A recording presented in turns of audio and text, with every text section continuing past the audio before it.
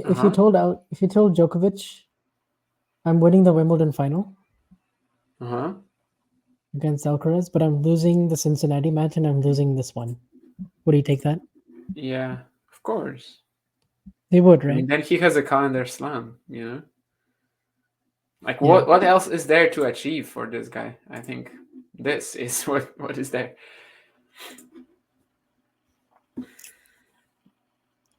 I don't think he's Yeah. ever gonna do it if he didn't pull it off this year. But well, that's the same I would have said in 2021. So who knows?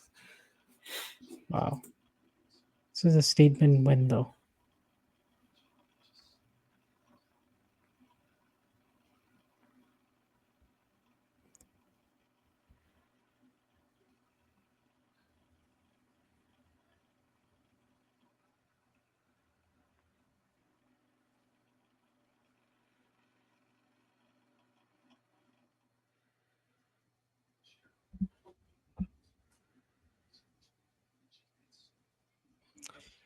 Now I'm kind of curious. Was Martina ever leading the head-to-head against Graf? Yeah, she started a lot better than Graf. She did, right? Yeah, And then she was like eventually five it two, was 5-2 or whatever, and then they okay. eventually Yeah, ended up. that does make sense. Yeah. Yeah, I mean, they started playing in like 85, so that wasn't like peak Graf yet, but it wasn't far from peak Graf yet. I mean, it wasn't far from Yeah. that. Of course, 88 was the golden slam year. Oh, look at this match point. It's over. We have Yeah, Djokovic against Sinner. 1 hour 30 minutes, a lot earlier than we would have Yeah. expected. And this will be a great lesson for Alcaraz. He was handed a lesson by the master. So, yeah.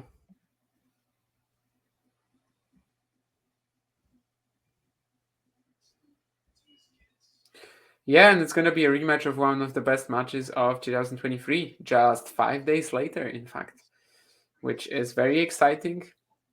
Potentially a It better is, yeah. final than I think Sinner Alcaraz could have been.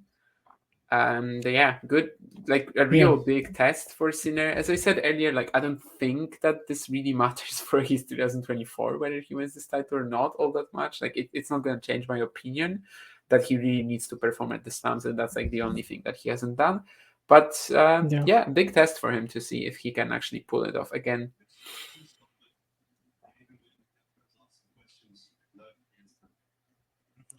Yeah, you have to give Djokovic a lot of credit for when Alcaraz did step up his level in that 2-3 game. He really had the composure and he had the answers and he had all the counters. So yeah, it was just one of those very disciplined at the same time, very statement like laser focused performances from start to finish. I see some people asking about 2024 predictions and also I do have a prediction for tomorrow, Who is but that? I don't know about Wait, 2024. what happened? I'm suddenly hearing a voice in my head. Is it in my head? I mean, the thing is, it's very interesting that Matthew is keen to say, okay, prediction for tomorrow, because this is the guy who said, Let's do that. yeah, no, definitely. But this is the guy who also said at the beginning of the match that Alcaraz was the overwhelming favorite and he called the first set 6-1. I never saw it. I didn't see this. I don't think anyone saw this kind of, like you said, 3-2. Maybe doesn't quite do it justice. I did probably see the match going in a particular direction. I know that we were looking at it almost felt, though, almost like Djokovic against a De Minaur, against a Tommy Paul at times, in that they had chances, but they didn't take them. You know, I remember Dimitrov in Australia, you know, in that tie break. And then you don't take him, and then he kills you. And he did really from 4-3 onwards, I think it was in the first set. Yeah. I had it close. I had it like 55-45, but I did have Novak as the favorite, and I didn't think it was so unpredictable. I thought about the unpredictability of the previous 4 matches, including the French Open, which was super unpredictable, and in fact the outcome was probably the least predictable of them all. I had a feeling at the beginning of Wimbledon that Alcaraz was the favorite, but by the time it got to the day of the final and Novak winning the first set 6-1, I was doubting my initial thoughts. As I said, French Open, Madrid, Cincinnati was really difficult to call because I think there was sort of doubts about both players to some extent, particularly as Novak was struggling physically in that final. But this one, I actually felt a little bit more like, yeah, Novak's the favorite. Yeah, I think we all thought he was the favorite, but by a slight bit, right? Because we were also very encouraged by what Alcaraz was showing in terms of his and the first serve adjustment held up from Alcaraz. Like that's the only real thing that stayed the same. Yes, as in the last. And that is a positive because that stayed the same in all of his matches this week. So that is a good thing. But the rest of his game, I think he'll be he'll just be a bit annoyed at some of the decisions he made and the timing of those decisions and. Yeah, the decision, and I guess you've got one thought in mind about one particular point, right, Vanch? What's that? No, I mean, just watching this match, I just think even though Sinner is riding this wave. Oh, I see. So you're talking about tomorrow, but I'm thinking about one point today, which Alcaraz... break point? Yeah, 30-40. Yes, the break point in the sixth game in the second set, yeah. 2-3, 3-2, 30-40, yeah. I liked what you were saying about the element of surprise. I didn't have a problem with that, but the problem is you need to do a much better shot beforehand. It was nowhere near deep enough to be coming in on. It was a nice depth for Djokovic to hit the cross-court pass. There was still a bit of work to be done, but basically Alcaraz had done the work for him by doing a short ball and coming into the net. I don't think it was short, to be honest. I thought it was nowhere near attack worthy.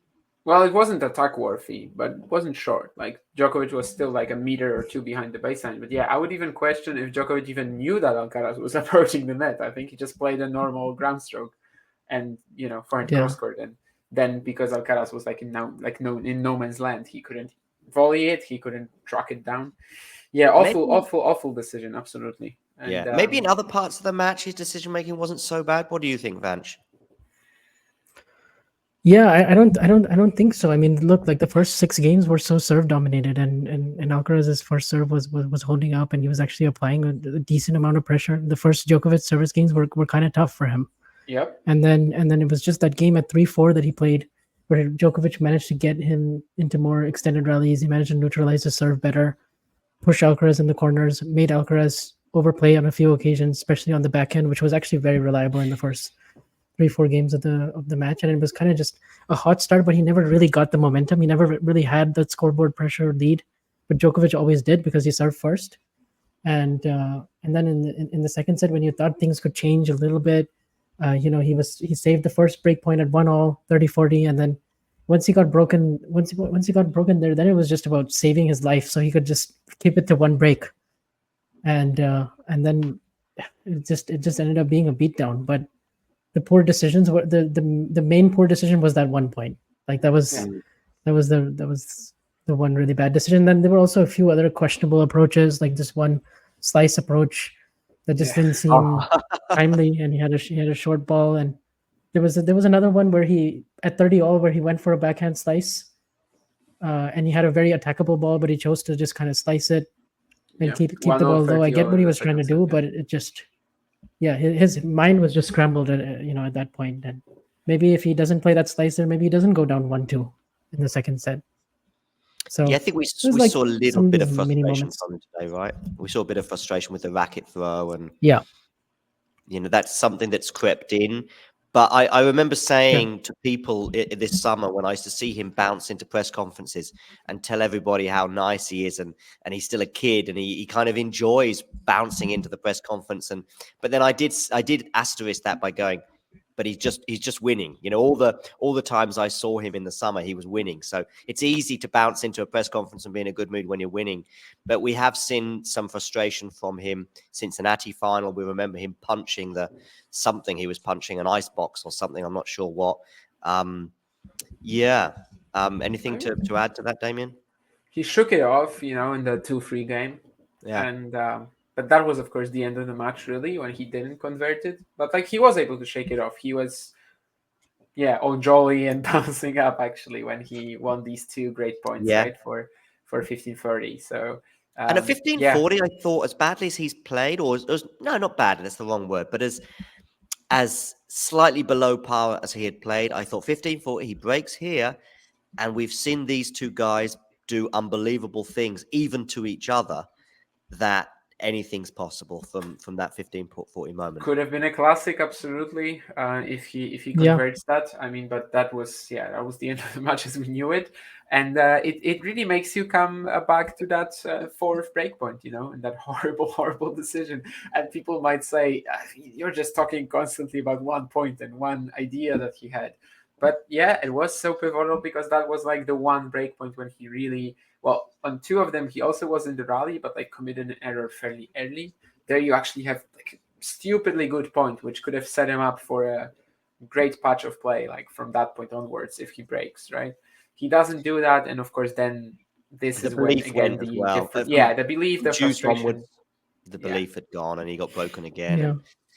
And that's kudos to Novak. He gets what he wanted. He gets that rematch with Sinner. He will be desperate to beat him because he lost to him in the group stage. Will he actually do it? Yeah. Who the hell knows? And that's what makes tomorrow's match so exciting. I do think I have been thinking it, and I know it's kind of a cliche and a classic and a Twitter trope, but I have been thinking ever since that scenario was there when Novak could have gone out and Sinner.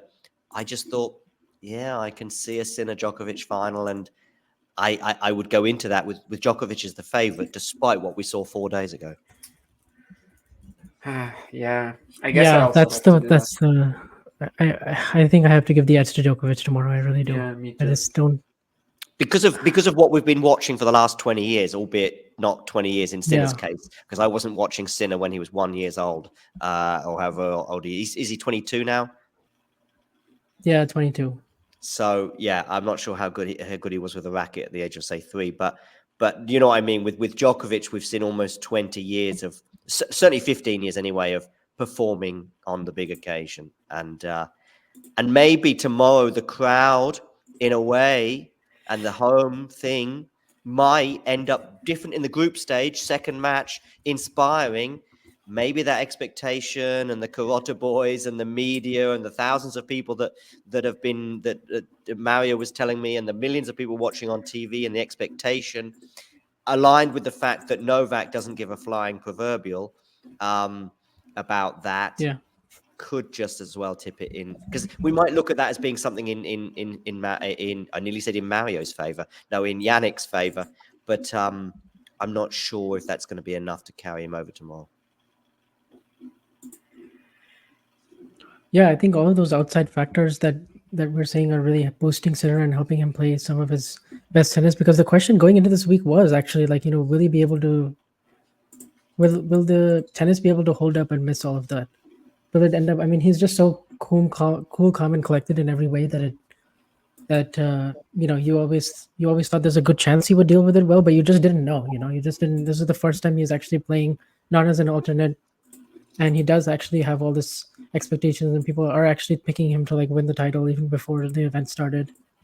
But now it's like the ultimate test, because I don't know, Djokovic still in group stage matches, like he doesn't actually have a very good record in the second round robin matches, and that is the time, if he's going to take a loss, that is like the one time where he would. But also, like, I do acknowledge Sinner played unbelievable to win that match, like unbelievable, and that was a very good version of Djokovic too. Like it was. Djokovic played some of the best tennis he can play, and Sinner just totally outplayed him especially in the third set tiebreak.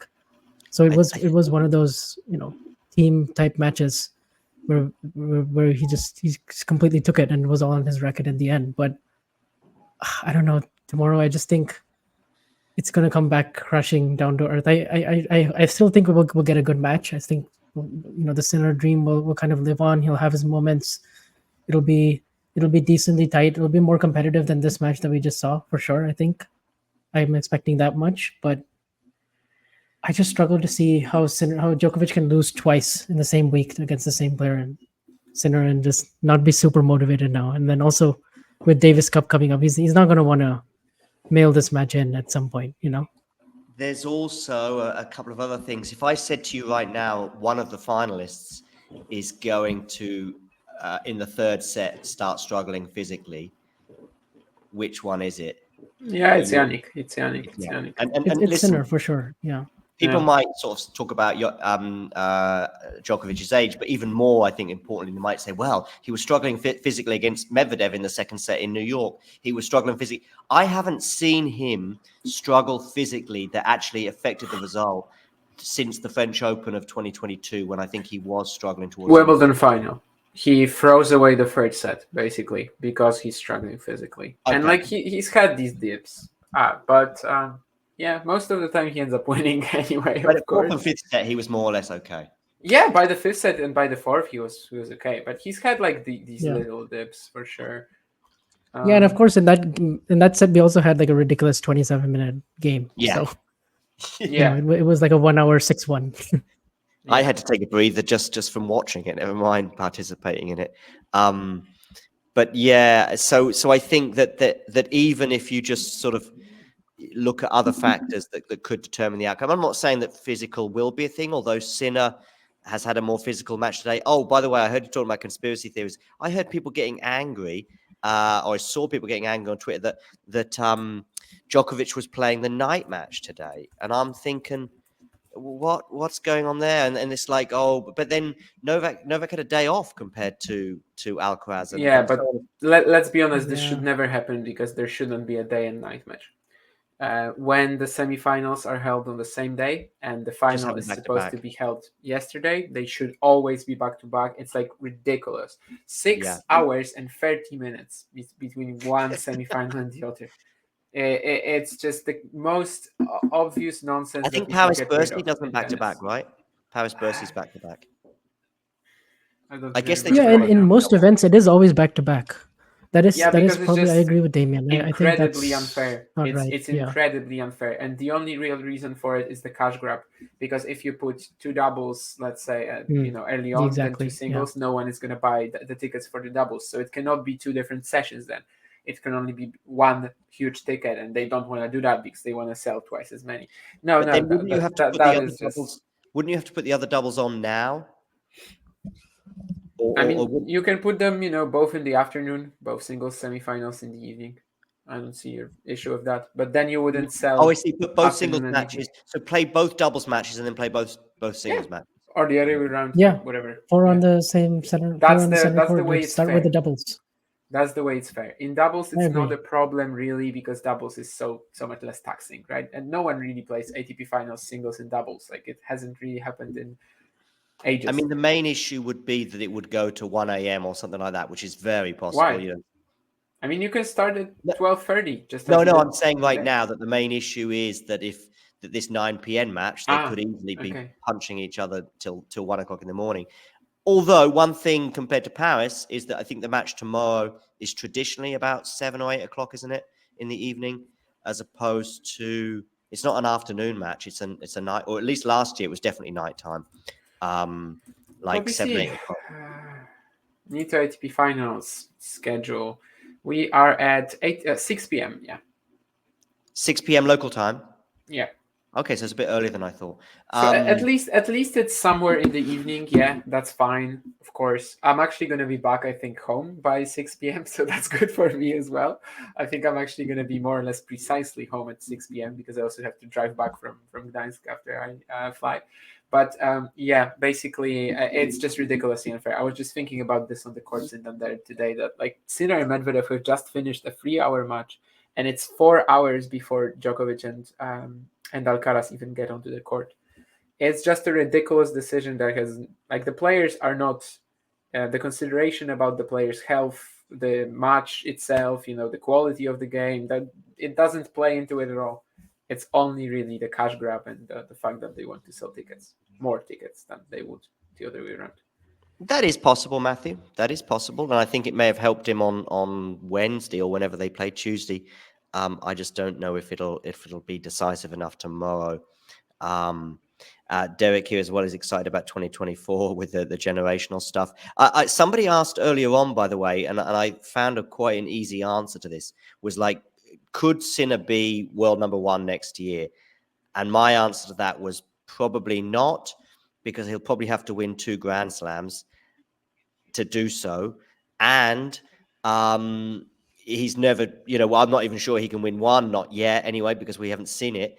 And to probably get to number one, he's going to have to be good across 3, 4, 5 surfaces and different conditions that I'm not convinced by him on grass, and I'm not even sure about him on clay anymore. Number one next year is kind of optimistic, I think. I mean, could it happen? Yes. Less than 10% though, chance. Yeah, I don't really see number one as a realistic goal next year.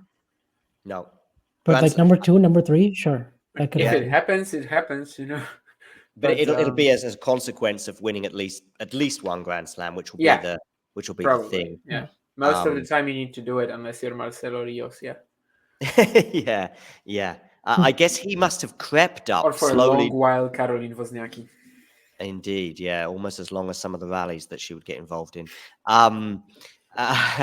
Anyway, any final thoughts either on today's match, or any thoughts ahead of Sinner and Novak tomorrow? What's going to be the main thing? Aren't we doing early Grand Slam 2024? We can.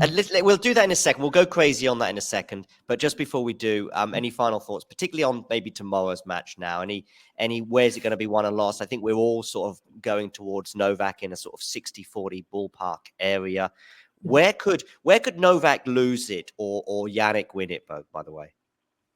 Oh, Yannick, by the way, has only lost his serve twice, I think, in the whole tournament. Correct me if I'm wrong. And against Novak... One against Novak, one against Luna. Exactly. And that's it. Yeah. That's it. I suppose so, yeah. And he basically went 3 hours against Novak. It might have been 2.5 against Novak without losing his serve. I think it was 3, yeah. Yeah, and he didn't lose his serve. And he was up. It wasn't until he was up a break in the third. I don't know. We'll never know if it was a psychological thing. But if it was like, it did seem a bit coincidental that he'd gone so long without losing his serve. And then suddenly when the finish line was in sight and on his racket and that he was a serve up, that's when he lost it. So that's certainly something, if he could go 2 or 3 hours tomorrow without losing his serve, then he probably wins the match.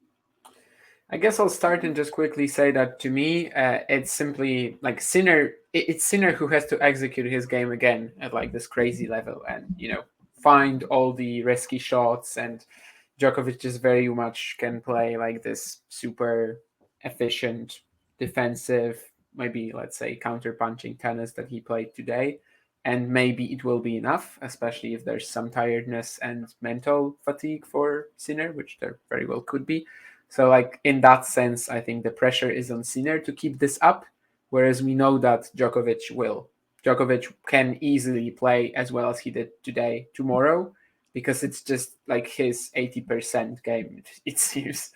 Like, he was never really truly forced to step out of his comfort zone today, whereas, Sinner all week, he has been playing, his best stuff, basically, like his 100% peak game.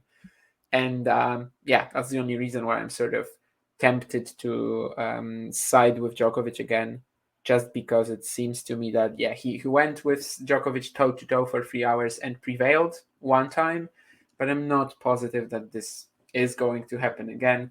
I think it's slightly more likely than actually Djokovic gets him with like a just more, composed, collected performance, and Sinner, I don't know, has a few weaker games this time. But I would love to see another 3-hour classic. It would be beautiful if we got that. Recently, I guess we had Federer Djokovic 2015, for example. Like, both matches were straight sets, right? We didn't quite get that sort of a rematch. When it was later on, it didn't feel that big. ATP Finals final. I off the top of my head, I can't remember the last sort of classic. Yeah, maybe there was like Tsitsipas team. Tsitsipas team and Medvedev team, but they didn't feel as big as this does. So I'm hoping for this one to be really like stay with us. I think from the team campaigns, more so the win over Djokovic is the one that people think about, not necessarily either of his two finals. Yeah, or even the win over Nadal, 7-6, 7-6 in which was a best straight sets match of that particular year, in my opinion, although my opinion, of course, is biased. Although Nadal was on the wrong end of it, but I just thought that was a sensational straight sets match. We will come to your questions in the live chat. By the way, if Vanch or Damien have to go anywhere, then feel free to say I've got to bugger off, as we would say in British English. But I'm really happy if you can stay as well. So that's cool. Vanch, do you want to just finish on or regarding the Sinner Novak match tomorrow? Have you got any final comments, like in terms of how Novak might end up losing this match or Sinner might end up winning it? The path to victory that I basically see for Yannick is if he continues serving at 67% more first serves in or something like that, like at a ridiculously high clip, and basically brings that same intensity and level that he brought for 3 hours, that consistently, and then hope that Novak doesn't give him a few minor gifts that he did in that third set. Like for instance, he missed this one backhand slice in the first set, and then he missed there was this other 15-30 point at 5-all that Djokovic didn't do enough with, and then there's a couple of other loose errors maybe, but in all honesty, Novak maybe is not clutch in 1 or 2 matches every season, and I feel like he's got those 2 out of the way already, in terms of those missed opportunities, and I just struggle to see that happening again. And I'm really swept up in the whole Sinner wave, just as everyone else is. I'm really high on him next year. I really think he can do great things, like get to a slam final, like get to the top 3. I really do believe he's improved quite a lot, but I just think either physically he's going to feel it a little bit if this match goes past 2 hours. That I'm pretty sure about. Just even though he's improved a lot physically, I just don't think his physicality is anywhere close to what it will be maybe in 3-4 years.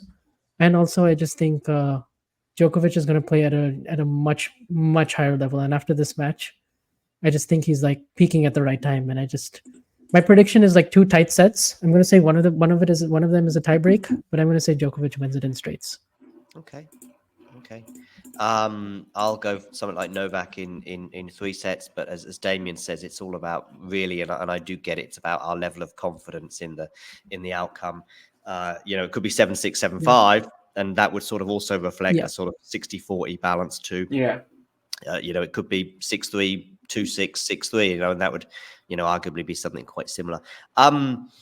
There was something else that I wanted to say, but I don't remember what it was about that. But yeah. Did we refer to Derek's question about the Olympics, or? No, I tell you what, I've actually put a message in the live chat about 2 or 3 minutes ago to say, look, there's actually been quite a few interesting questions in there, and I would like to address them before we close. But there's been, and we will address let's do the Olympics one first and quickly, because I think we can get that one out of the way. Damien, go on.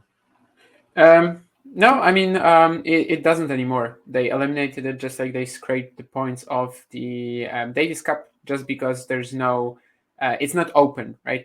There's no actual guarantee that you're going to play in it, just because there's this rule that 4 players from one country can only get in. So because the eligibility and the qualification criteria are very different, the ATP decided to not give out points for the Olympics. I guess I get why, but it kind of, well, I don't know if it actually took anything from the event, but yeah, that's the same rule as with Davis Cup. That's why it's not there anymore. And what was the other question? Was there? There's lots of questions that we can come to them in a second. But somebody here saying "Bravo, Djokovic," which of course I understand. And at the end of it, he's something about French wine. But I think he's saying he's like a fine. He is French wine. Yeah. It would be is like. It's like a French wine. Maybe in terms of getting better with age. Older, yeah. So thank you, Zlatko. I'm adding the better with age bit. I don't think he said that, but I think we get the sentiments. I'm guessing that Zlatko is somebody who maybe speaks French, but is also perhaps from Serbia or Croatia. I'm not sure, bearing in mind that surname.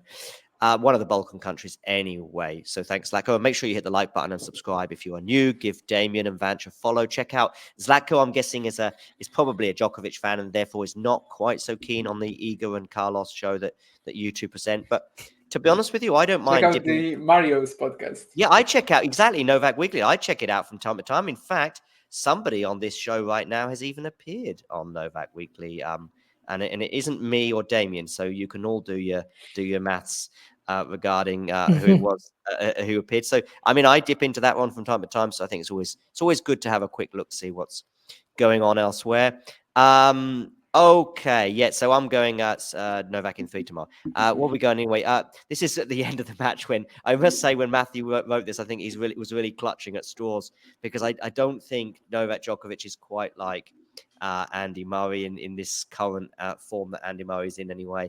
Is it too early for Grand Slam predictions 2024? Yes, it is, but I'm still going to try and give it a go anyway.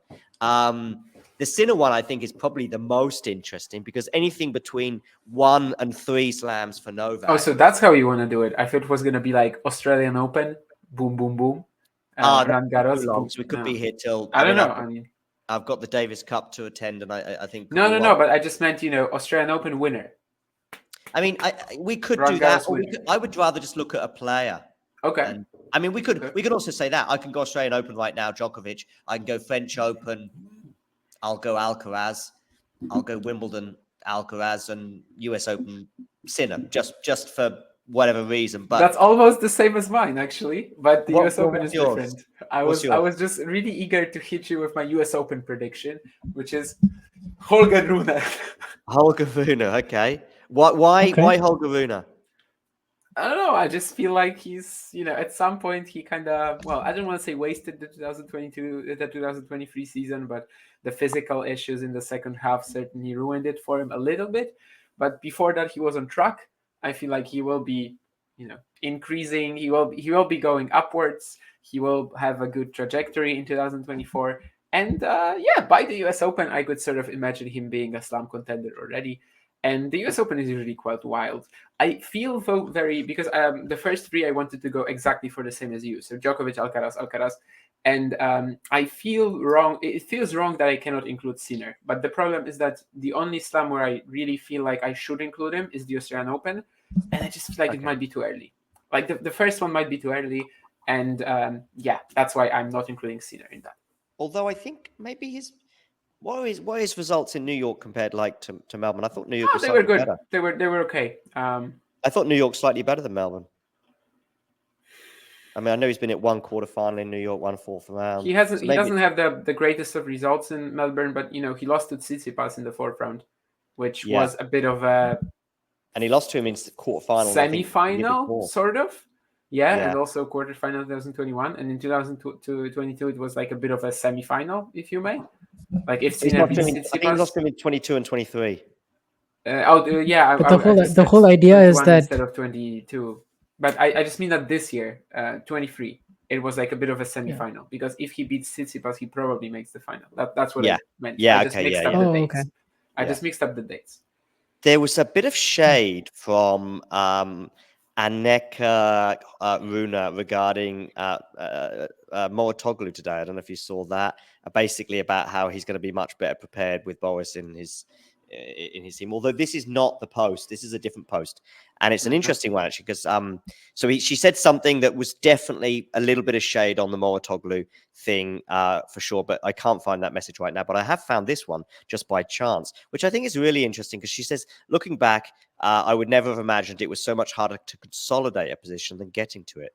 So I think that's it's something we've heard many people say before, that getting to the top is one thing and staying there is another, which is kind of similar. And I think that's probably part of what's been, maybe getting at Runa this year, for example.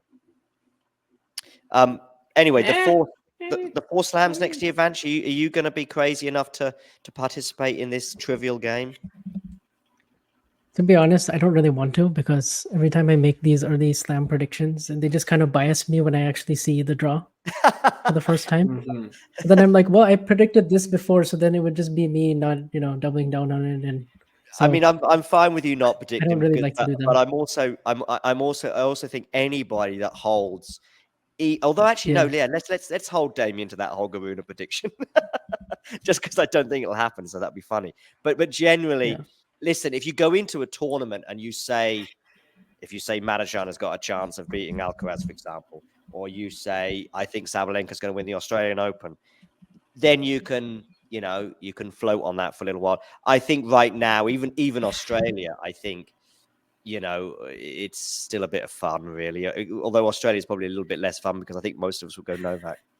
When there's a slam and there's a draw already in front of you, it's only fun and it's like BS, completely. Exactly. I don't care about predicting like the whole slams. That's why I'm fine doing this right now, because I'm not going to be influenced by that at all next year, because I just don't, usually the predictions before the slams, I just do them sitting on the toilet, really. So I don't care, and I'm just out there clicking, that's literally what I do. So yeah. I don't really give a damn, because so many things happen in a draw. Like It's funny. you pick this guy to get to the fourth round and play a certain player, but you sort of decide the result based on that matchup. Whereas that player might not get to the fourth round at all, right? That the other guy, let's say, I don't know, you see a Sinner. Who is also Vanch? right? I don't take much stock Zverev in. Doesn't get there. I don't take a huge amount of stock in predictions. Like in terms of somebody's expertise, it's something, it's interesting, it's fun. I know people that do fantasy football, for example, who are really good at it, but they would have no idea how to manage a football team or even give expertise on a show, even as lame as this one. But and I think even less so. If Holger Rune wins the US Open next year, I'm not giving Damien any points at all for that prediction, because it's just no. Actually, now that you said that you're gonna hold me, like, remember. Well, I just want it to be a win-win for me and a lose-lose for you. Rune US Open, if it happens, you have to mention that. But the other ones, I don't really care for. But the Rune US Open, I feel like it's more. It's more exciting to come up with like a bold prediction for the next year. Like what is precisely. Yeah, Novak Australia. We're all gonna say Novak Australia. Yeah, exactly, and no one cares about that. Yeah. But Holger US Open. But Sinner US Open, I like that pick. I like the Sinner US Open pick. I could see that happening. That's also like not as bold, honestly, at the moment. Not as bold, because but if someone is going to pick Sinner, but Vanch likes it. Let Damien let Vanch like it. He's allowed to like my. I definitely I'm allowing Vanch to like it. I'm just saying it's not as bold as Rune US Open. No. It's not. I mean, I could go stricter. I don't know. It's just slams on the men's side just haven't been like welcoming to bold predictions like in 20 years. It's just not been. But like if you think like, I don't know, someone like, I don't know, Fabian Marozsan is going to crack the top 10 next year, now I'm here for it. Like that's no that's not my prediction. Oh, no. I will definitely get to this. There's so many questions coming in. What's that about Mickelson? Oh, okay, sorry, I'm thinking of the golfer. Sorry. Oh yeah. But I want to do them in the order that I've sort of got them on. So I will get to that one in a second, Matthew. Any other thing? Oh, okay, just one other thing on the Grand Slam or 2024 thoughts is, I think this is a bit like more sensible. It's sort of like, do we see this person going on to have a better year? I think Holger Rune, for me, hopefully will kick on from where he is, but I probably said that a year ago and it didn't happen. Also, I would suggest, and I'm guessing it kind of happened. I will lie on it this. It did. The first half of the year, he was definitely first half of the year. Yeah. Didn't win 1,000 this year, but he was threatening to win. He had 2 finals in the clay season, right? And one of them he only lost because he was dead, physically spent from the semi. Yeah. Still think that the physical issues are probably bigger for him this year than they were last, but yes, fair enough. Anything else? For example, I don't see Novak winning 3 slams, but again, I guess that's not the boldest prediction. I also see, and this is also just, I see players like Norrie and Ruud as having their day, and that they will probably just end between 10 and 20, and that may be where they finish every season for the rest of their career, almost. 11 and 20, let's say. 11 and 20, and what else? Fritz is probably Fritz and Tiafoe, and maybe Sebi Korda to a lesser extent, but Fritz and Tiafoe, I think it's a big year for them. Big year. Do they reestablish themselves, or reestablishing is maybe with Tiafoe is the wrong word, but he was knocking at the door, if you like, in New York in last year. This year, I just never quite had the same level of faith in him. Fritz, I was a little bit disappointed by Tiafoe's season as a whole. Yeah. Like, now that I'm looking back, I don't think he had any signature Stuttgart wins. Struff. Yeah. Yes. Yeah, he had the 2 titles and he made the US Open quarter, but I don't know. It's just US it was a Open little tournament underwhelming. didn't feel anything like it did last year, though. I know it was semi-finals Yeah. last year. Yeah. But think about the performances he had against Rafa, and even in defeat against 2022, he actually could have won it. Like, he really could have won it. He And, legit could have won the tournament. Yeah, he was playing that Yeah. well. Yeah. And yet I don't know what to say with him regarding compared to Cam Norrie and Casper Ruud, where I'm like, yeah, with him, he could be 7th in the world this time next year, or he could be 27th. Yeah, maybe 7th is a bit optimistic, but Yeah. you know, he is desperate to win a Grand Slam, but of course that doesn't necessarily mean he will. Yeah, I and- think out of these, only Korda will like go up, like seriously go up. You think Fritz Okay, is let me ask you guys this: amongst the top 8 that's here right now, how many of these players are going to be back here in the top and playing in Turin next year? Like at least 5 or 6 of them. We had this will question be with back again, someone. right? We had this question with someone. Was it you, Vansh? Someone asked this to us in No. the chat. Oh, maybe it was with Mario I on the don't ATP remember. Weekly. Someone literally asked us at the ATP Weekly exactly this question, and it was super hard to find anyone who would crash out. Yeah, because like I expect Tsitsipas, Medvedev, and Zverev all to be there. Yeah. I expect Rune, Sinner, and Alcaraz to all be there, and I expect Djokovic to be there. So it's really just Djokovic. one spot that I'm like for instance, like Rublev. Is he going to do it again? Still. That would be quite an achievement for 5 years in a row. But I heard Damien say to you yesterday, I think, Vanch, I was listening to the podcast today from last night. I turned it into a sort of an audio podcast. I was listening to it whilst jogging, by the way. And somebody said to me last night, I said to somebody last night, I said, oh, yeah, I go jogging. I'm quite sporty. And they had they didn't believe me. I'm like, doesn't this look like a sporty body to you? And they were like, no. Anyway, I was listening to you two. On my jog today. Yeah, I know what I said. Yeah. And yeah, exactly about Rublev. And I thought, yeah, makes sense. Probably that's the question mark. Yeah. Yeah, but No, I actually said that you kind of can't imagine exactly the ATP finals without him. You Like you can't kind of can't imagine. imagine Yeah. Okay, the yeah, you ATP did. top 8 without him because he is just so damn consistent. Yeah. And Yes. Yeah, it's hard to find that weak spot in the top 8, basically. Let me think about it. So Djokovic will be there, Alcaraz will be there, Medvedev, Sinner. Who's 5 in the world, or who was 5 in the race? Tsitsipas, Rublev, was it, right?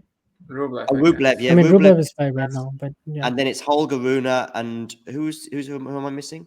Zverev and Tsitsipas. I mean, Zverev could drop. I mean, Zverev could be anywhere between 4 and 14th in a year from now.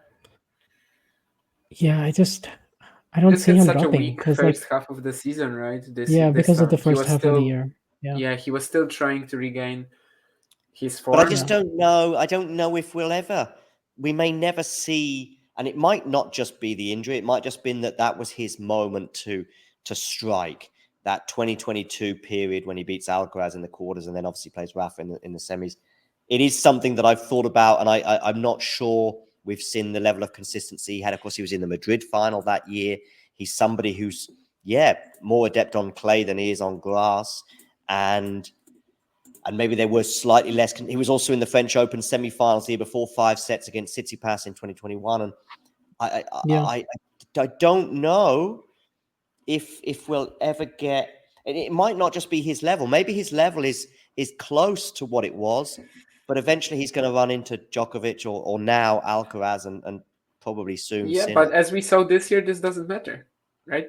I mean, he still made the top 8, and right. But I just in terms of making the top 8, he'll do enough throughout the whole year that he'll. I think so too. There, right? Yeah. I think so too. Listen, we're not going to get the same 8, so you got to choose one, and I'm choosing Zverev. I know. So that's the thing. Is Ben Shelton going to be the one? Is it going to be Korda? Is it going to be? I think Shelton will be. Would it be Fritz? Like there will be a moment maybe when he gets there through in the middle of the year. But after the US Open, after he defends 720 points. Oh, you're talking about but in terms of the race, he just needs. And we're talking about. I'm also not ready to. I'm not ready to count out Casper. Top 8. You're not ready to. I'm not ready to rule Casper Ruud out of the top 8 just yet. I'm ready. I know it wasn't a good year for him, but the thing is, he had so many results this year where he's got to do better than that next year, right? Not what French Open. He had the Roland Garros final. I don't think so. Yeah, without he had maybe 2 or 3 other good weeks. He wins. I think he actually regressed to his normal level. Like that's his normal quality. And I think but if he actually makes has like I very don't know, little like chance. if he makes like semis in like Rome again, and he makes you still expect him to go kind of deep in Roland Garros, final right? at the French again? Like no, I actually see him. No, but I feel probably but having my a point is worse I think he'll make it up in other tournaments during the right, year. and then he ends up Like, having the same year. But then I think I think next year he could get to the fourth round, the quarters, maybe even the semis if he's lucky with the draw, and in the French. But even then he's losing. And do I see him winning another clay court 250? Many points. Yeah. Do I see him winning Even another 250 on clay? Yes. Do I see him winning a Masters 1000? Probably no, on all surfaces. Do I see him doing better at Wimbledon? I think it was second round this year, maybe third. I'm not sure, second or third.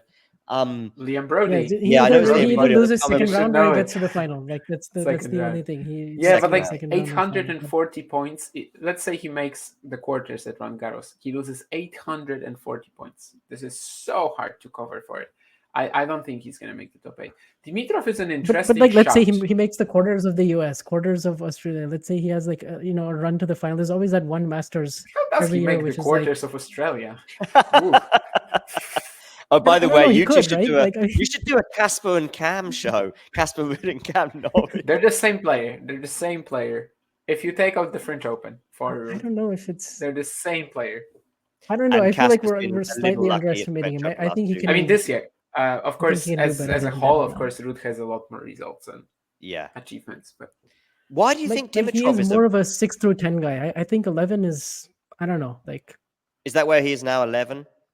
he's 11 right now, but like 6 through 10 feels about appropriate to me.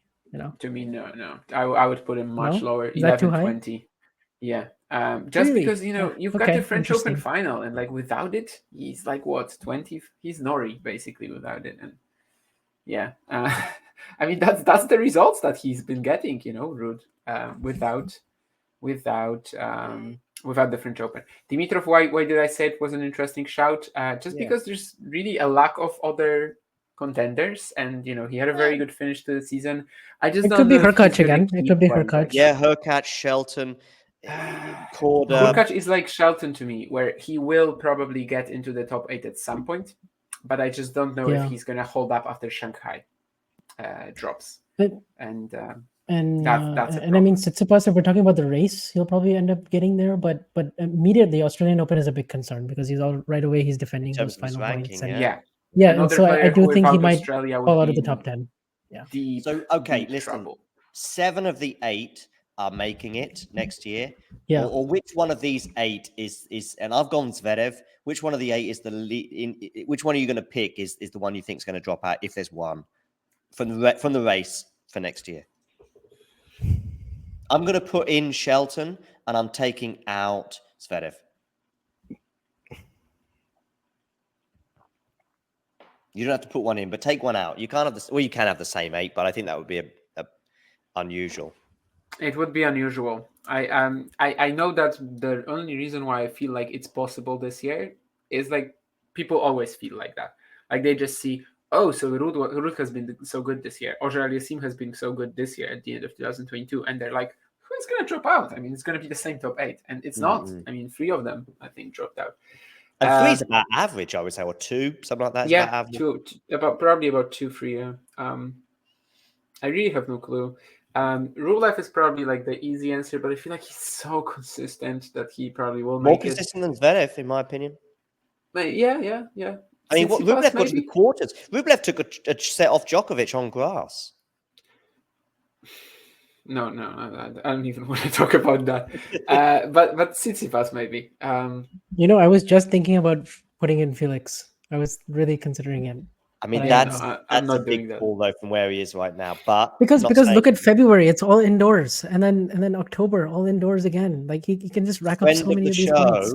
And this is the first time I've called him this, but really I've been sitting on it for 6 months. Friend of the show, Tony Nadal, posted on Instagram. Yeah, I know that's the first time I've actually called. I've probably been too nervous to. Anyway, what a name drop. I know he posted on Instagram about 3 weeks ago. Basically, and I thought of you, Vanch, because you're somebody who's been quite keen to mention his injuries, and that was basically a third of the Instagram post, which was probably 3 sentences, was Yeah, like, if I only do it believe wasn't so. for the injuries, we've had a great week in Vienna, I think it was, and that was basically the end of his season, I think, in a way. Basel. But anyway, I still don't know if he'll make top 8 or where Felix is. Again, Felix's future could be anything between a Grand Slam win and we never see him in the top 10 again. I just don't know where I don't believe in the Grand Slam win anymore. But you did then at one point then. Yeah, maybe that was not good phrasing. I guess I never did. Yeah. So anyway, I've gone for you're going for Rublev, I guess, Damien, just trying to read between the lines. Vance, are you going to choose one? No, I actually said that maybe Tsitsipas, actually. Tsitsipas. I don't know. But I don't know though. He has the whole clay season, and then he has so many But points he had to a very gain strong that- clay season this year, actually. So there's plenty of pressure to defend there. Yeah, he did, but then he didn't play Indian Wells Miami, and then he didn't. He's only like, won he one played it, but he was all hurt. year, right? 250. Yeah, Los Yeah. Cabos. So Cabos, yeah. Okay, let's get to some other questions because there's lots of them. But like I say, I'm more than happy for you two to sail off at any point. But there's some interesting questions for me in the chat that are still not being addressed. Oh yeah, I just want to remind everybody that if you're a member and you're very lucky and you post a good question, I will pose it to a player at the Davis Cup. So if you become a member or you already are a member, feel free to, not in the live chat now, but sometime next week, I'll probably put it in the YouTube community tab and give you a chance to ask players a question. Yeah, so that's something to look forward to. You might not all get your questions in over the course of the following week, but I'm sure 2 or 3 of you lucky people will get your questions posed to whichever player you want. So Derek, excited about Nadal's return. I mean, again, that's just so unpredictable. It could be anything between a French Open win and he goes out in the first round every tournament he plays. It could be anything in between. And I think him going out in the first round of every tournament he plays is probably less likely. But I just don't know. Let's at least take some solace from his optimism, which is certainly much brighter than it was even 2 months ago when he gave those interviews on Spanish TV. If Sinner brings the level he did in the group match, why do you guys think that won't be enough? I mean, we kind of addressed that, no? I don't think we said that it won't be enough. I just think we said that it's just very hard to execute this level again for like 3 hours and not have any real dips. So like that's more or less what we're saying. If he plays the exact same match as he did 5 days ago, go ahead and win it, sure. Yeah, by the way, Sinner here, apparently I'm not aware of this quote, but probably from his presser earlier on today, said he preferred to play Carlos. Yeah, kind of understand that. And he thought Novak was being a new plan. And I'm guessing, given what Novak said 4 days ago, was where said he was too timid, I think, in the big moments. I guess that'll be the plan from Novak. But whatever Novak's plan is, it'll probably end up seeing him coming out on the right side. Okay, let's move back down to see what other things I've missed. I mentioned Malaga as well, Davis Cup. Yeah, okay, bit about the nerves. Will he be feeling more nervous? Possibly. I mean, there's a bit more expectation, I think, than that Wimbledon semi-final. Derek's Grand Slam prediction in order. He's going for Djokovic, Alcaraz, Djokovic at the French. Djokovic at Wimbledon, Sinner. Yeah, okay, that's not so crazy. Omar is predicting a win for Djokovic. Sorry, go on, Vanch. Oh no, I was going to say that's a decent Grand Slam prediction. Yeah, it's quite safe-ish though. There's no Dominic Stricker's going to win 2. Anyway, Stricker, of course, is he in the next gen finals? Yeah, he is. Someone? He is, yeah. What youngster is going to do a Ben Shelton next year, i.e. make a deep run in a couple Okay, this is a good question. This is very good. Likely no one. Likely no one. I mean, really? who does a Ben Shelton and makes the quarters and semis of a slam in 1 year? The most likely answer is no one. If we are actually going to pick some guys, it has to be Fields and Draper, in my opinion. Yeah, I mean, Draper. I was also thinking maybe Stricker, also, but no, I don't think so. Could happen, but I don't know. A deep run is quarters. He's way too mercurial for that, I think. Like a deep run is quarters, right? So Yeah, quarterfinals. let's count it like that. I mean, Stricker has already made a second week this year, right, at the US Open. So let's say I think Feast is not that outlandish. No, it's not. But it's still very hard to pull off something like Shelton. Fuse and Draper, I feel like definitely are the best two answers. Mickelson, he has the same trajectory as Shelton, but less publicity and less ceiling, I would say. And I don't think he's gonna like rock and the Draper, ATP yeah, world that could happen. as Shelton did. Derek says that not Team says Derek. Derek says Team was the last surprise Grand Slam win. I'm not even sure if it was that much of a surprise, bearing in mind, I think he was in the Australian Open final and could have beaten Novak. Maybe some people might say should have beaten Novak in Melbourne. And the fact that, what was the last of course, one? and the fact Maybe that Novak, Stan? maybe the last Stan and Roland Garros 2015, probably. Cilic. Yeah, I would have said Cilic, but then Stan also won one. So yeah, but Stan won one before Cilic. Oh, okay. If you're looking at it like the first time that they won a slam, then yeah. But I mean, no, not really. It can. But still, did you expect Stan to beat Djokovic in that final? So then if you did, it wasn't like he wasn't 100-1 or something like that. No, I'm just basically saying that once Stan won his first title, I don't think the next two were that much of a surprise. Okay, yeah. So I would say that Cilic probably is the one. Yes, that Cilic, really because out. Cilic was definitely a big surprise. Yeah. Yeah, just before the tournament, no one would mention Marin Cilic as one of the favorites. I think he played Roger even like 2 or 3 weeks earlier. The Olympics is going to play an interesting role, of course, in the 3 Grand Slams that we get fairly close to each other in terms of French Open, Wimbledon, and then US Open. As Matthew suggests, it could scupper a few big names for New York. You may see somebody, especially if they're on their last legs anyway, somebody like Rafa going, I'm not going to New York. If he is to play something close to a full season, he may skip it. And there may be other players that feels the same. There is something as well that for me was quite controversial. And it's about the wheelchair tournament, which I think is it not happening in New York next year? Yeah, it's not going to be held, basically because what was the reason? I think it's something to do with the fact that because the Paralympics come after the Olympics, right? So there's basically no way to hold both unless it would be like during the qualifying week, and the US Open wasn't going to do that. So basically there's no wheelchair event. Yeah, I thought that they could do one of two things.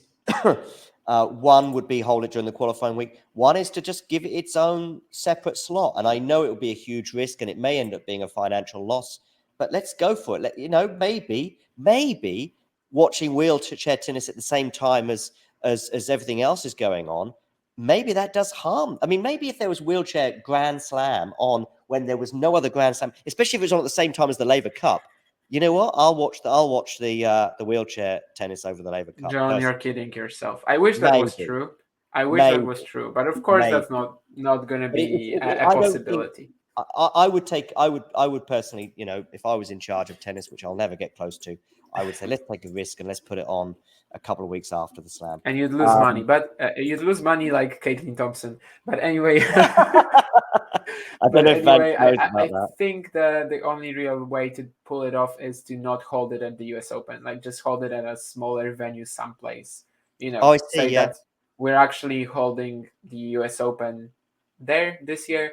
Crowd is invited, of course. The players are going to be there. Prize money stays the same. It's just not at the venue because there's no point in keeping the venue running. Yeah, no, that's right. That's a good one. That's a good idea. Derek here, I don't know what he's smoking, but he says that Ruder's a contender. He's made 3 finals. Matthew's saying he's not surprised by Fritz and Foe's drop off. Tiafoe, I guess, their drop off. I felt last year was always their high point. Fritz is the one. I mean, Vanch, have you got something to say about Fritz and the 12 months? Bearing in mind, he almost won the first set against Novak. Was probably the only person who looked like he might threaten Novak at last year's ATP Tour Finals. I think he's probably going to stay where he is right now.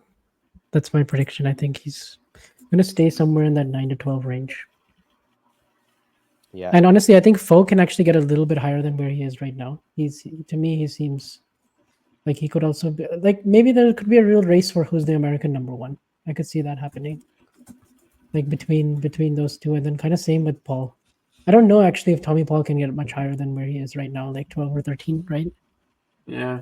I just How don't about really see Shelton him as Korda though? Aren't finishing the they in year the in the top 10. race? Yes, those are the most interesting. I think Shelton and Korda could. They have the most Corda, I mean, potential. don't forget Corda was injured for Definitely. 5 months, was it? Yeah, No, not definitely as should. much. Free. Every single time Basically. I'm like, yeah, Korda is gonna do something big, and then he just all the momentum just Yeah, goes away I and he know. gets hurt. And it's He had this year where we get excited about him, yeah, boom. I was so Something excited about him terrible after happens. January. I think this Yeah. one in particular is for you, Damien. Uh-huh. Shevchenko or Marozsan? Where are they in the rankings right now, and which one will finish higher? Shevchenko ends at 49, I think. Maroshan ends at 70-ish. I mean, I would have to check that. Let me Which one quickly will do finish that. higher next year? 64 actually. Maroshan. I think Shevchenko. I think Maroshan has more ceiling, has more potential in an individual match, individual performance. But Shevchenko, I think, clearly should have more sort of week to week consistency and just has a more repeatable play style. He has this ridiculous baseline intensity and like just sort of power grinding tennis that I feel like could easily just allow him, week to week to compete with the best players. Maroshan, I think, will stay pretty much just as he sort of did in the last few months, which is just some horrible, horrible losses, like to Varias indoors or to Kakhmazov in Astana. But then actually they are sort of intercepted with amazing runs. So I'm just expecting more consistency from Shevchenko, and I think I'm expecting more consistency from him as well in terms of seasons in the top 100 and like just general longevity. But maybe I'm gonna be wrong, but I think neither of these guys is really like for a top 10 push next year. Yeah, I think that's too early, and that might never happen actually for either.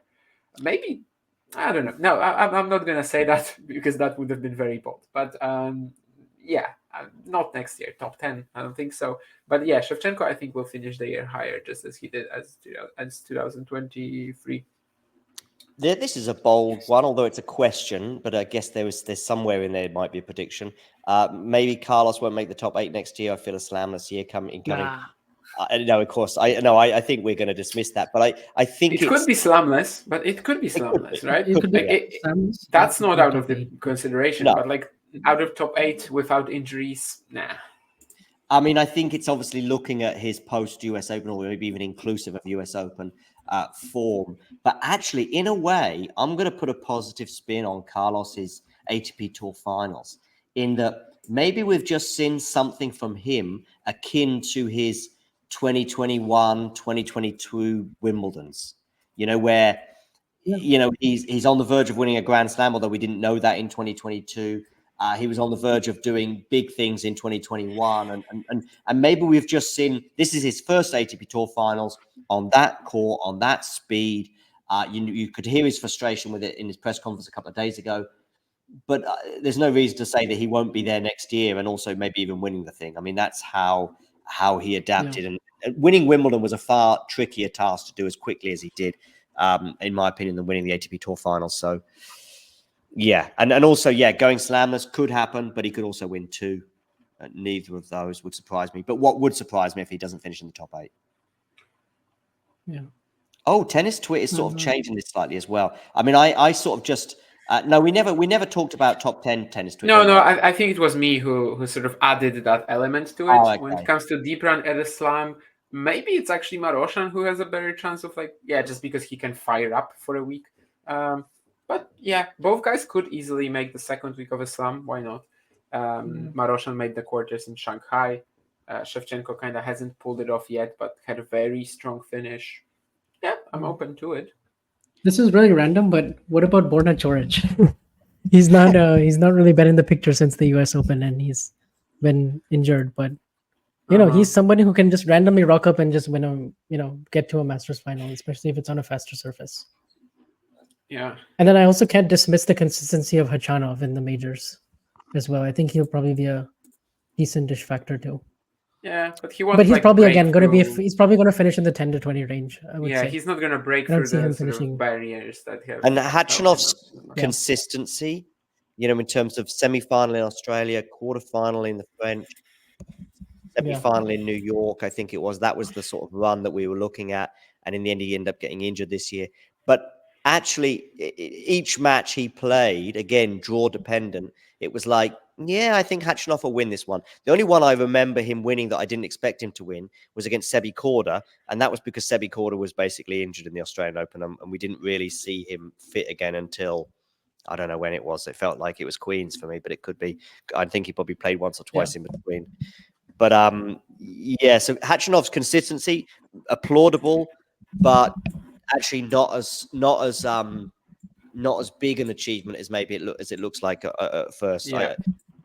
It was just like, he was 60-40 in all of those matches he played, and lots of players are 60-40 and they still don't win.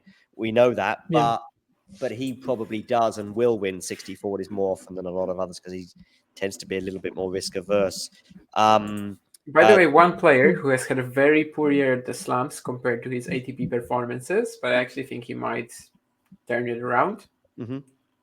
Ugo Humbert for a slam it's second week quarterfinal next year. he can make a slam quarterfinal for sure. Yeah. I think this he is can. very And honestly, doable. in 3 of the 4 slams, he could do it too. Just not the French, but French is I could kind of see it tough. in But I Wimbledon, mean, could see he it did have a number of really good results this year on clay, which was kind of surprising. But yeah, maybe a quarter the French is a bit too much. But like Wimbledon and the hardcourt slams, we managed to turn Alcaraz Djokovic into an epic. Yeah, so we didn't get the epic match, but we got the epic discussion. 3 hours, yes. There we go. What an entertaining match. Big thanks to both of you. Make sure you follow. What's your Twitter handle, Vanch? Vanch V2K. What is it? Yeah, you got it. Okay. Damien is at Damien Kust. Got there pretty early with that one. Although I think you did once tell me there's just not many Damien Kusts out there. So as far as I know, I'm the only one on the planet. So yeah. I don't know. I mean, it's just regarding this. I mean, your first name is pretty common throughout the Western world.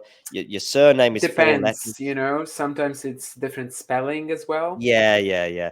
Talking of which, name, I think I saw Tom misspell your name earlier in the private chat. Everyone does that in the English-speaking world, basically. He put an E in there. He put an E in the D. Yeah, exactly. So I think this one is actually more popular. But yeah, I don't know. You can try to Google. You can try to do anything. If you find another Damien Coast, there was a guy in the UK.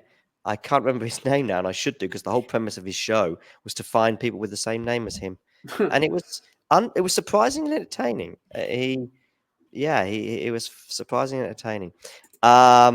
Tennis Twit says he really hopes that Yannick gets the slam next year, and another player that could make a comeback. I guess it's not along the Felix lines in a way, not just because of nationality, but perhaps other reasons as well in terms of injuries and level of aggression, perhaps in the way they play. Is that Marcus is quite keen to talk about corruption in tennis, of which I'm sure there is plenty. In fact, I think there's lots of evidence that suggests things have gone on very, very far low down the rankings. Whether I buy into some of the things that he's extolling in the chat is less likely, but it does appear like he's a Rafa Nadal fan, so that probably explains some of those posts from. You'd get along. No, we wouldn't, because I don't believe in BS either. Whether this is the thing. This is like we were saying with Novak fans. Some are logical and some are illogical. You've got to draw the line somewhere with your devotion to a player and your fandom. I'm very happy when Rafa wins, and I'm very upset when he loses. And you could probably apply that, but the other way around with Novak. But you won't find me tweeting videos of Novak taking, drinks and stuff and getting carried away with it and start complaining about the lack of clay court slams and all sorts of Are you fine saying that Djokovic is the GOAT? Statistically, right now, as it stands, there's I'm already laughing just from the amount of words that you had asterisks and caveats. Yeah. Listen. First of all, there's the GOAT debate. Then there's the slam race, and I know they are slightly different. But let's at least look at the slam race, and that's something that we can quantify. Is It's still not done. It is 98% done, and I'm fine with saying something like that. But I'm not gonna say it's done until it's done. Okay, so you are still delusional. My favorite player is already retired, so I can't really keep saying that the slam race isn't done and maybe he will actually come back. And I'm actually perfectly fine with saying that Djokovic is the GOAT. Yes. There was a point It's when either I that wasn't. Djokovic is the GOAT or you just don't believe in the GOAT, you know? Yeah, no, I No, saw no, that Maybe you just don't argument. believe in the GOAT. Yeah, I saw that argument. It makes total sense from Gil Gross recently. Or certainly if you, it's difficult to make a case for any of Djokovic's competitors. You could maybe make an argument for Rod Laver and so on and so forth, but for his competitors, it's very difficult. Yeah. But regarding the slam race, if Manchester United are 8 points behind a team with 3 matches to play, am I going to give the Premier League title to another team? Of course I'm not. I'm still going to They're say guaranteed. I mean, they're guaranteed to have at least 3 matches to play, and Nadal is like. Well, we don't know. We don't know. See, but the slam race, of course, isn't the only thing, right? What if Nadal is one of the 8 players that joins next year? We haven't ruled it out would that require possibility. either one huge result, for example, winning Roland Garros, right? Yeah. Or it would just require a lot of consistency, which I think the first is more likely. And it's actually not even certain if he was going to play. I mean, ATP finals, right? Especially in Turin. Usually when he plays like 3 months of extended play, then his knees already are basically done the last few years. And then the last half of the season, well, that's the second half of the season. Yeah, I don't think it's going to happen. But if he won Roland Garros, of course, he would like sort of automatically qualify with like a few other points, or maybe not even needing any other points, actually, depending on what sort of year it is. Yeah. A year ago, I just hoped, this is a year ago, I thought, just give me one more year of a healthy Rafa from start to finish, which in 2022, until Indian Wells was like, okay, this could be just one final hurrah where we get to see him at, 5 or 6 Masters and all 4 Grand Slams and the ATP Tour finals in good condition. And that's all I wanted in 2022. Sorry, it's all I wanted from 2023. That didn't even get beyond the 3rd week of January. And next year, I just want to have something healthy-ish and to see him at tournaments and win some matches, and then we'll see where that gets him. If it ends up being a year where he makes the final of Barcelona and that's it, or he wins Barcelona, for example, that's the sort of, funny enough, that's just the tournament that keeps coming to mind, and that's all he does next year. And he finishes at the Olympics, for example, with a bronze medal match alongside Carlos Alcaraz in doubles. Not a bad. That's not. I'm not saying that he can't go beyond that. I mean, I'm not tempering. I have no idea. But if that's his year next year, where he wins Barcelona and he gets a bronze medal match, or maybe wins a bronze medal in doubles with Carlos, that's not the ideal way to go out. But there is. But that's already pretty cool, right? Like that's not bad. Yeah. That's pretty cool. And that's I'm not saying that he would take that. I'm not saying as a Rafa fan would take that. But if that does end up, it could be worse. It could be we see him limping through tournaments at the beginning of the year and then just going, you know what, I tried and it just didn't happen. And we see some kind of exhibition or some kind of goodbye in Barcelona or Madrid or maybe Roland Garros, where he goes out in the first round, a bit like Laver Cup. Say again?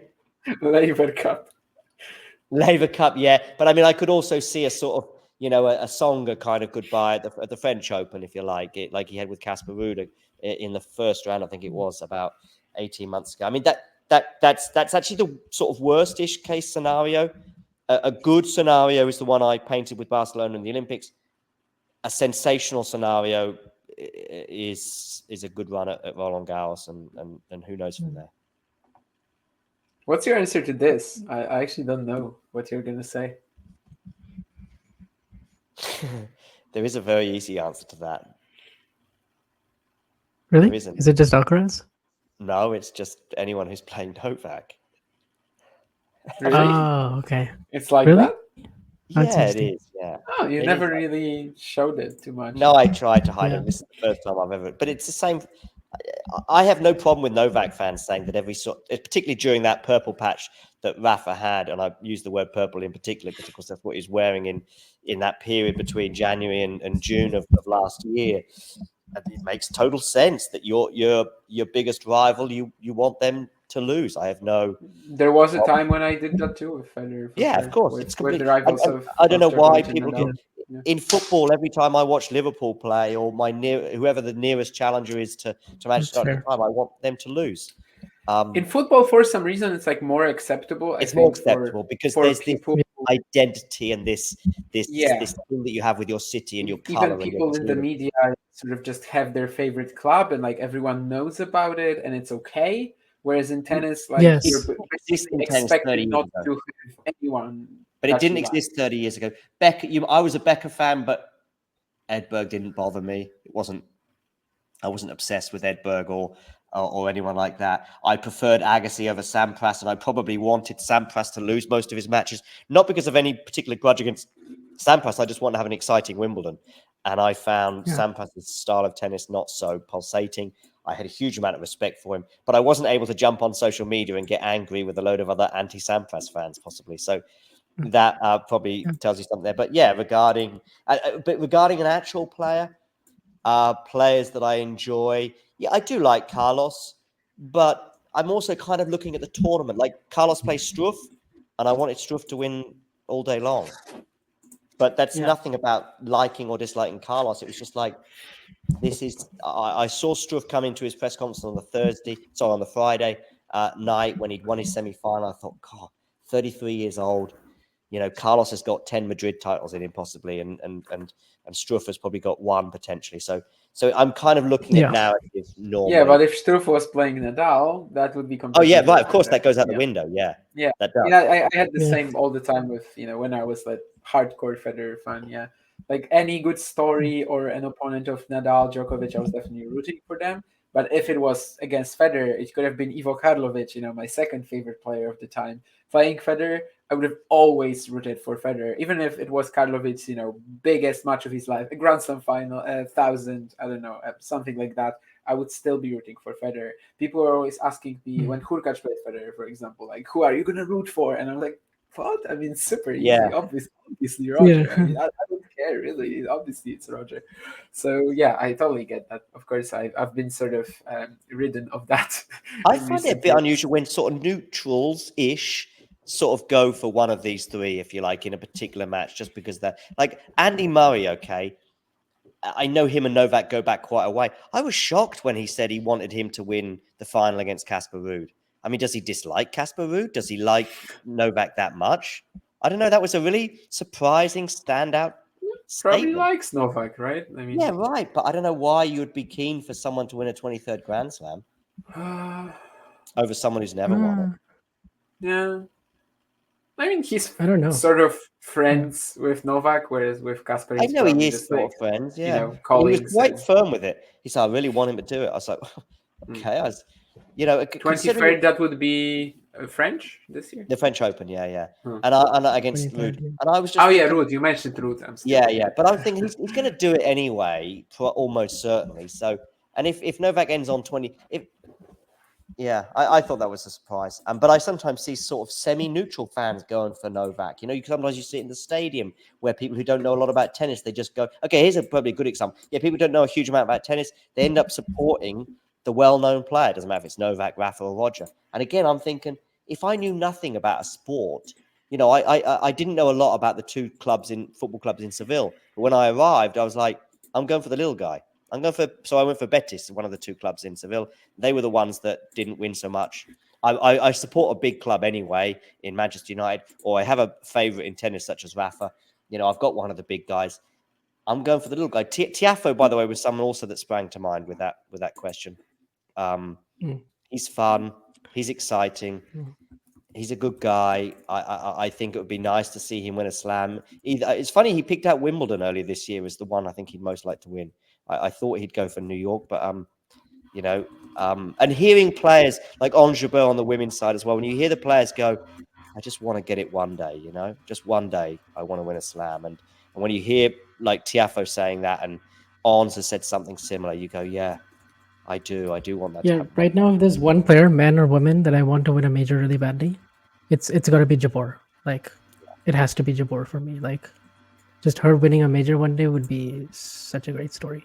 Like, yeah. Damien, this is Personally, I don't get that. Like, I've never gotten the phenomenon. I kind of feel like, really. she's so important for the Arabic world, and that's cool. Yeah, but this is not my point. I guess it's not Vanch's either, although it might Yeah, be it's not coming. Vanch's either. I mean, I know My it's point is not. that she's just been so close. Yeah, it's not. I It's not just about that I for just me. acknowledge that, but I also tend to drift sort of away from the common trends, which is like when people are so like, the minister of happiness. I'm like, I don't really get that, and I sort Maybe, of but I'm not yeah, bothered just by that. I think it's indifferent, just completely their indifferent. experiences of her, like the way she is with people. You know, like you go to these tournaments, Oh no, she and seems she's like a just great like person. Vanch has met her. I haven't met her.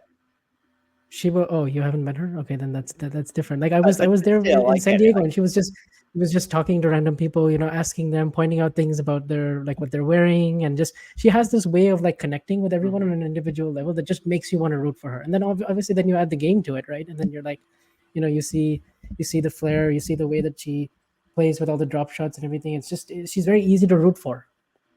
And I That's a think very anyone. different argument, if you've met That's her, right. and It's not even about I certainly, and the everything. It's not players about that that I've for me. met, and they've been nice, they've been very pleasant. I Yeah, definitely tend to like, just be keen on them and root for yeah. There them was there for were sure. certain players that I've met this year where my opinion has not changed a lot, but just 1%. The gauge has just moved 1% one way or another. Down or up? Yeah, for both ways, both ways. So Okay. for one or two players down, 1 or 2%, and Are maybe you it's are you gonna say who went down? yeah. Do you think you know who one of them is? No, I don't know. Because Just one of them wanted who's to gone hear. down 1%, let's say, and she Uh-huh. can turn it around. She's still got a chance. So if you're tuning in, Caroline Garcia, you've got a chance Mm, to. Yeah, she's just somebody who I found a bit grumpy, and there may be all sorts of reasons Okay. for that. She also didn't. interesting. She kind of called me out because I asked her about her return of serve position, and she's like, oh, "I've been asked that before." And I'm like, yeah, Mhm. but I'm a newbie. It was the first time I'd met her, and I Mm. was pretty much a newbie to the press environment. It was in Madrid at the time, and I still am, I guess. But on Oh, top I of that, kind of get that from Garcia, yeah. yeah, Because I in San noticed Diego, I that asked her about her celebration and what was the I know, origins of it, I and know, she had this I similar thought reaction where she very was similar. like, "I've been asked this before." I'm like, "Yeah, I know, but Yeah, like, what was the origin? Like what, yeah, how did right. it start? Like, I know you've been doing it for Vance, you many years, inspired but me to some extent when I Hmm. spoke to her in Seville a couple of weeks ago because oh, I actually really? said, yeah, but I got it in a good way because I said you used that at the Billie Jean King Cup or the what it used to be called The Fed Cup, the yeah, the Fed Cup, right? Exactly, and I think I used both yeah, expressions. I said, and she's like, "Yeah, I did," and I was like, "I only got that because of that question you asked." But yeah. yeah, I so would have never known it was the Fed Cup, especially back then. I wasn't really, you know, right. So I used watching that, and women's she tennis as liked much. that So because it was like something I knew. But back to the point that there's the same response, very similar response, and I think she's probably just annoyed at her form or all sorts of other things. She said in Seville that she's had a possibly, tough yeah. year on and off the court. I don't know if the off the court thing is related to the coaching thing or who knows. There could be all sorts of things going on. But in Madrid, she didn't really. I don't think she particularly liked it when I asked the question about the return position. And she said something like she'd been asked it before, and I'm like, actually, honestly, I'm a newbie first of all, so I haven't been in many. I've never been in a press Yeah. conference of yours before. And secondly, unfortunately, I didn't have a chance to counter it. But I'm thinking we don't get to see many press conferences outside of the slams. So even if I watched every single press conference of Caroline Garcia's, probably I wouldn't find an example where she was asked that question. Finally, on Garcia, I asked her a question which I sort of go. It's my go-to. Here's my go-to question when I'm not quite sure what to ask. Superstitions. I quite like it. It was a tip a guy gave me 15 years ago when I was on work experience in London at a news agency, and he said, "Here's a good question for you. If you're ever not quite sure what to ask, managers of teams lower down in the English league always ask them about superstitions because they've got something funny." So I asked Caroline Garcia. I said, "You got any superstitions?" And she said no. And I did have a chance to respond. I said, "So you've never," and I knew she'd done this. I said, "So you've never asked to have the same ball again, the same tennis ball?" And she said, "Oh, yeah, I've done that." Mm. I was like, "Okay, well, it's kind of a superstition, really. It's a bit superstitious that, she hits an ace with a ball and she wants it back." So, but that doesn't mean Okay. that I'm bothered by, I could have maybe the next 3 run-ins with her and she's great and she may be amazing. But that's just somebody who, due to a personal experience, I've probably come away with like, Sabalenka, positive. Really positive. I find her very... I'm more interested in the down, honestly. Well, of course you are. I've mentioned one down. I'm giving you one up. Okay. I can tell you one of mine that was down, Go on. and that was definitely Thiago Seybofield. That was like the worst experience I've had. Yeah. And well, But basically this is before or after the French Open? Before last year, actually. And well, the interview ended with him saying that I was disrespectful, which I think, maybe some of that is the language barrier, maybe some of that is just me not phrasing the question too correctly. But I don't think it was stepping over the line. It ended up like being okay. I just said basically, okay, like, I'm sorry that it came out this way. I didn't mean it like that. Let's just finish it off right here. And then I also heard that he was telling his coach about it. He was talking about it in Brazilian, in Portuguese. Yeah. But I could understand like that he was saying, first question was about that, second question was about that. Like I was able to get some of what he was saying. So it was just a very weird feeling to still be next to him, more or less, because we were sort of walking off at the venue with each other. And yeah, that was just a very awful one for me. And also Elias Immer this year. He's that was also not a pleasant experience. Like his answers were 2 or 3 words, and it was clear that he just kind of didn't care. He did at some point have a bit of a change of mind, like it seemed, but these were like the two that. But at the same time, like the things we know about these players, it kind of fits with like their whole overall image, right? That these two would be probably could be a little unpleasant. Vance is far too diplomatic to get involved in this game, I think. No, I just gave the Garcia one. That's like the only one I could think of right now in terms of my press experience. But again, I do want to emphasize, we don't, you could have somebody who's super nice in a press conference, but really they're an absolute X, Y, and Z. And yet no one needs to talk to us, by the way, as well, right? Like they do it because they sort of want to. Like we are just there, and like if they don't want to talk to us, they are absolutely not forced to. No, I agree, but I don't know if I was, there's lots of times in our lives when we don't have to do things, but we do them because we think it's the right thing to do, or maybe if I was a tennis player, I would realize that part of this whole thing that's helping me earn 5 million euros a year, 10 million euros a year, 1 million euros a year, whatever happens to be, part of that whole ecosystem is the media. That is a part of that ecosystem. And I personally, I like Daniel Medvedev is a great example of this. He enjoys it. He goes into the press conference. Now, he probably hasn't been asked some of the awkward questions that probably he has actually to some extent, but he said, I like you guys, he enjoys it. And and I think that whether he gets it in terms of the ecosystem, but I think some players do. I found, for example, some of the media representatives over the last 12 months far better than others as well. They get it, that they realize that we're all part of this system, and 90% of people are not bad people. Some people do their research and know what they're doing a bit more than others, but generally most people are going to be respectful. But you still got to ask a question like, what happened to your backhand today? Otherwise you're not doing a service to anyone if you don't ask sometimes slightly tougher questions. We could all just do lovely fluffy interviews all the time. And I like the tougher questions, especially about the tactics. Those ones are more fascinating. And I actually, a lot of the players do like it as well. I mean, I've seen Rafa and Roger, when they've been asked about their rivalry, just go, roll their eyes and stuff. And yet they're the videos that go viral and get 1 million views and 1,000 retweets and so on. But the players can't stand them. Whereas actually, if you ask them about playing, I asked Rafa about playing under the roof, and he gave me a nice 2-minute answer, including some dialogue where he couldn't remember who he played under the roof and who he couldn't play under the roof. But it was still I actually quite like that 2-minute dialogue we had, and I've seen other players react fairly positive to questions about the match rather than something sort of mundane. Right. Anything else, or should we better close this? Really, now it's 8 minutes past midnight. I do have one question impressing on my mind, which is that Go on, there's man. 35, there's 8 players. There's 8 players on the ATP side in the top 100 No, that are over the age of 35. And so I'm just wondering next year if it will be time for, like, if one of them were to retire, who would you think? Hang on a second. Eight players over Excluding 35. actually, Rafa is not in the top 100, so he doesn't count. let me see who it is, because that's It's kind of Andy. vital. So there's Andy, Stan, Gasquet, Monfils. That's 4. Manarino, Ramos, Vinolas. I mean, there's about 4 or 5 2 candidates others. there.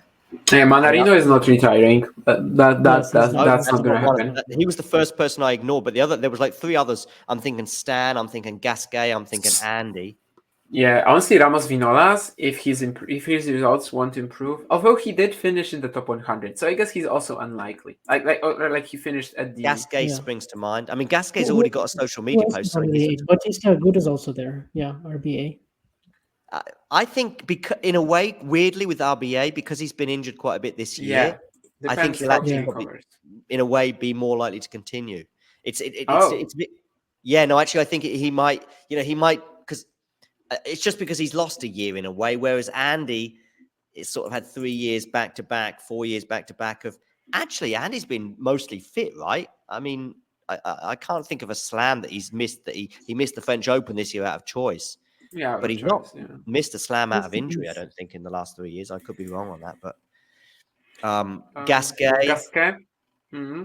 It's just because I think, even this year at the Paris Bercy, it felt like a goodbye. I mean, he went to a 3rd set tiebreak against, who was it? He went to a 3rd set. Was it Dimitrov or Tommy Paul? Yeah, Tommy Paul. Paul. Had 3 match points. Yeah, maybe I just thought of this question because of the Paris Bercy, where they all just lost on the same day, and they were very close to winning those matches. And Gasquet will drop 250 points for Auckland, right? And that was one of the luckiest ATP 250 titles that I've ever seen. And, he won at 250 in Auckland, in January, did he? Yeah, this year. Yeah, he did. Yeah. And he also beat Tsitsipas in Stuttgart. So that was another big win. And without that, he would be currently ranked around 130. So I think once he loses that, and if his other results don't improve, it is a possibility for him to retire. Ramos Vinolas finished in the top 100, so I actually think he will keep going. Who else was there? Novak, of course. Manarino, Monfils, I think, is going to keep going too. Yeah. He did too well in the second half of the season, probably too. Yeah.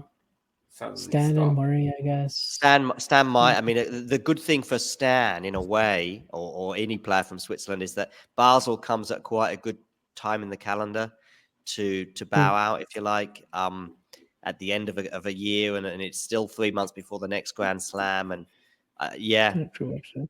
Yeah, I just think, if you're French and the French Open, and maybe you're better on grass than you are on clay, I don't know, just for example, you might think, well, do I miss one last chance at a second week at Wimbledon or something like that? I don't know. But if you're Swiss and you're Basel and you're on the way, sort of that could happen. I was thinking about Team as well, Derek, but no, basically. But it was one of the names that came across my mind. But I think maybe Cilic, if he doesn't recover from his injury woes. Yeah. Which is going to be really sad because he actually had a very good 2022. Yeah, with Cilic, I view that through a different glass. Can you view something through a glass? I don't know. Whatever. I view it through a different lens, is actually the word I'm looking for, to RBA. Because RBA is sort of back now. I see him possibly, and maybe also game style. But Cilic is quite a concern because didn't he try to come back at some point? Yeah, he tried coming back in Umag in his hometown on the clay, but then just one match there, and then he was clearly hurt. He just wasn't moving properly, so... And he's been out all year, I think, since January, right? I think he was going to play that Indian. He played two matches this year. And the other one was in India, right? Just before the Australian Open? Exactly. Pune, And then he withdrew after the first. So he played even 4 matches than Nadal did. Interesting. Yeah, because Nadal played 4. But because the United Cup. United Cup. Yeah. Is Spain not in the United Cup this year? They're not. Don't I think they know. are, right? They must be because it's like Yeah, ranking they- based, right? Okay, But I so if they guess are, then because Nadal Entries. Let me look. social media message. Davidovich I- Fokina, I- Sorry Bestormo. Yeah, that's gonna be the singles players. Yeah, of course. Oh, yeah, of course, Rafa won't be amongst them. I think. Rafa wouldn't. Well, he could make it on his protected ranking, but like he's Right, just but not sure where he's gonna start. I think he would rather not play the United Cup. If I'm honest, that's just. I mean, I guess it's no certainty that he's gonna start from January in the first No, place. of course Like not. from It's the not. first He's going to week play. of Yeah, the we don't. season, right? But I'm just. United Cup is actually pretty cool, like in terms of returning to tennis. I don't know. I think it's better to play a 250 or something like that. Even for the good thing about the United Cup though is that you at least get like those guaranteed matches. So that's the good thing. The like, group stage, right? 'cause You know you that don't just play you know that you're one gonna at least play match. through. Yeah, Yeah, exactly. that's the good part. just wonder. I just think that Zverev returned with the United Cup. who? Sorry. Yeah, he did. Zverev. Okay. Yeah. Yeah. Different age and different situation. I don't know. Yeah, very different. But Team, I don't think will retire. I think Team will keep going for a few years. I don't know if he will significantly improve from here, but he will keep going. Carreño Busta is an interesting one, but he just did another surgery, so like he is surely going to attempt to come back, right? yeah, but when is his date for coming back more or less right now? What sort of surgery was it? I can't remember anymore. Okay. But he's Busta, had a few of these. Some kind of arm elbow thing. I feel like elbow was what kept him Elbow, from playing yeah. throughout the season. But I'm not sure if I think maybe it was again the elbow. I think maybe he was just delaying the surgery and then he played a couple of matches. Anyway, he just had another issue and surgery. Oh, wrist, actually, maybe wrist, yeah. Elbow was the one that kept him from playing on the tour most of the season. But now he has something else and but I think because he did the surgery, he's probably going to keep playing. Yeah. This feels a bit like my kitchen right now in a way, but actually our kitchen conversations would not be this long. The kitchen conversations would be 20 minutes about which because year then we would leave the kitchen, right? Yeah, of course, to go back to the living room until whatever time. I literally budgeted 4 hours of my day for this because I was expecting. Ooh. I was like, "There's a chance there's going to be a classic." So I was and like, it is a classic. It is a classic stream. No appointment. Yeah. So we ended up doing that. Yeah. There's a press conference tomorrow, Canada press conference for Davis Cup at 4:45. So I'll go to that and then AM? No. that'd be funny. That'd be funny. No, because you just sort of started saying as if it was gonna, tough to make it or something. I was like, what? I didn't mean it like that. No, I didn't mean it like that. I just meant that that's happening. And then of course the match, which I didn't realize was going to be so early, was going to be 6 p.m. right there. The final. So yeah, that's my day tomorrow. I might apparently there's a lot of. I tell you what's interesting is in Seville and also in Malaga, a lot of people know that the tournament is happening. You get the impression that some of these tournaments that occur around the world, and there's no idea that these things are going on because no one's mentioned anything. No one's tried to promote it. There's no posters. There's no press stuff. In Seville, the stadium was anywhere between half full and full throughout. Even a random situation like, I don't know, Kazakhstan against Slovenia. And there was just school kids, that were in there. And it actually helped. And I remember on Monday morning, before I left Seville, actually I left Seville Tuesday, but this was on Monday morning having breakfast, and the guy in this suburb of Seville, so not even close to where the event was or the city centre, he's like, "What are you doing in Seville?" So actually, I've been working here at a tennis tournament. He's like, "Oh, Billie Jean King Cup," and I'm like, "Yeah, right." And then also last night as well, they know what the Davis Cup is, they know it's happening here, and tomorrow there's apparently a huge tennis ball somewhere in the middle of Malaga that I'm going to have to go and check out, and it's sort of known anyway.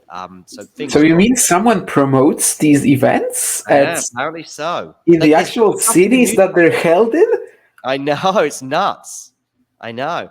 I liked it in Estoril, by the way. There was lots of posters around Estoril. I like that. And these sort of huge, I'm just trying to think of what the word is, maybe lamp posts or something like that. There'd be like a huge picture of Casper Ruud on it, and it'd be like, okay, yeah, tennis tournament's happening here. And Estoril was more or less full every day. So yeah, that'll be a pity when that one goes. Even if Damien Yeah. thinks I'm not into 250s, just because I couldn't remember who won a particular 250 earlier this year. No, you Damien- couldn't remember that Sebastian Baez won a couple of them. Well, 3 of Yeah, them. I even, just couldn't but, remember. But I did actually remember Turin Winston did well. Salem. I remember that one happening. Yeah. But I really want to go to Newport. That's like my one. That's like 250 that I have to go to next year. Like I just have to make it happen somehow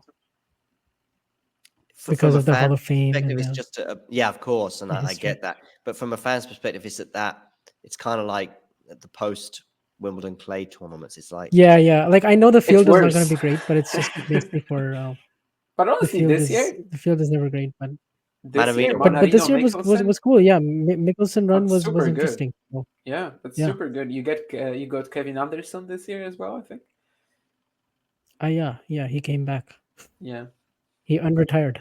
Jordan Thompson plays well there. Like the Oh clay, yeah, I know you sorry, love Jordan the Thompson. grass classics. You between compare Andy Manarino and Murray to Thompson. Jordan Thompson, don't you? Yeah. Which Around the I grass can see season, I some always do, comparisons. and yeah, it works.